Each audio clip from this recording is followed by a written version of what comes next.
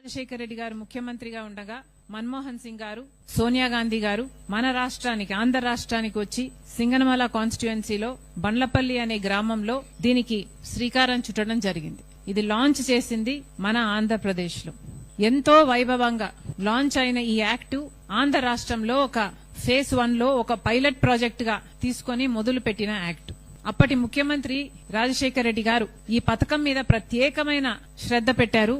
ఆ విషయాలన్నీ ఇటీవల కొప్పులరాజు గారు కూడా అప్పటి ఆ డిపార్ట్మెంట్ కు ఉన్న ప్రిన్సిపల్ సెక్రటరీగా పనిచేసిన వారైనా ఎంతో వివరించి చెప్పడం జరిగింది. రాజశేఖర రెడ్డి గారు ముఖ్యమంత్రిగా ఉన్న రోజుల్లో ఉపాధి హామీ పథకం ఎంత వైభవంగా జరిగింది అంటే ఈ పథకం ఒక రోల్ మోడల్ అయింది.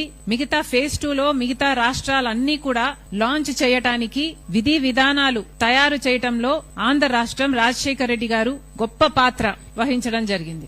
రాజశేఖర రెడ్డి గారు ముఖ్యమంత్రిగా ఉపాధి హామీ పథకం ఈ ఆంధ్ర రాష్ట్రంలో ప్రవేశపెట్టినప్పుడు ఎంత అద్భుతంగా ఈ పథకాన్ని అమలు చేశారు అంటే పథకం మొదలైన కొన్ని నెలలకే ఉపాధి హామీ కూలీలు మాకు మధ్యవర్తులు వద్దు, మాకు వేతనాలు ఇయ్యడం మా చేతికి నేరుగా ఇవ్వండి, మధ్యలో చేతులు మారుతుంటే కమిషన్లకు కట్ అవుతున్నాయి అని కూలీలు వాళ్ళ బాధ వ్యక్తం చేస్తే రాజశేఖర రెడ్డి గారు ముఖ్యమంత్రిగా ఒకేసారి 60 లక్షల బ్యాంక్ అకౌంట్లు ఓపెన్ చేయించి వారికి వేతనాలు ఆ కూలీలకు ఆ రోజుల్లో 60 లక్షల మంది డైరెక్ట్ గా వాళ్ళ అకౌంట్లకే పడేటట్టుగా చేసింది రాజశేఖర రెడ్డి గారు. అలాగే ఆ రోజుల్లో ఉపాధి హామీ కూలీలకి 365 రోజులు ఏ రోజైనా సరే పని కల్పించే ఈ పథకంలో అగ్రికల్చర్ సీజన్ లో ఉన్న ఆ 60 రోజులు 90 రోజులు మినహాయింపు కలిగించాలని చాలా ఒత్తిడి వచ్చింది. ఆ రోజుల్లో ఈ అగ్రికల్చర్ సీజన్ లో మినహాయింపు ఉండాలి అని